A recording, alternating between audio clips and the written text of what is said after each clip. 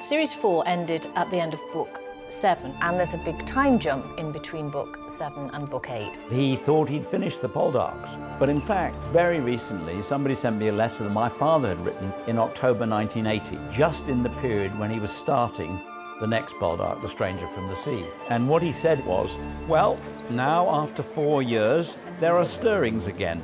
If I do write another, I shall despair of ever stopping, until that chap up above says, it's time to stop. He really loved these characters in Poldark. He did. In book 8, Winston Graham references things that did happen in the gap, and we are building our story around those. Only ever had one writer. It's incredible, and I think that shows that continuity and consistency in the show.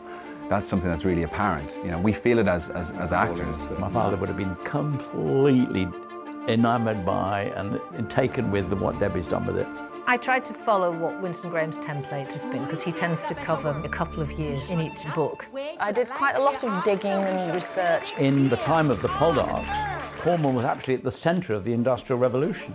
There's the American Revolution, there's the French Revolution, the rise of Napoleon, a kind of seething hotbed of intrigue and suspicion and you not knowing who you can trust. Well, I thought you captured the historical detail that's in there absolutely fantastically. I actually just Googled things like spying 1800. All kinds of interesting characters came up. Winston Graham had started to use historical characters in the books.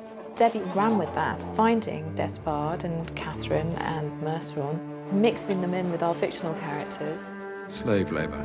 We see how Ross and George are smaller fish in a bigger pond, the corrupt machinations of politics and power. A lot of new themes to it that haven't really been in Poldark before.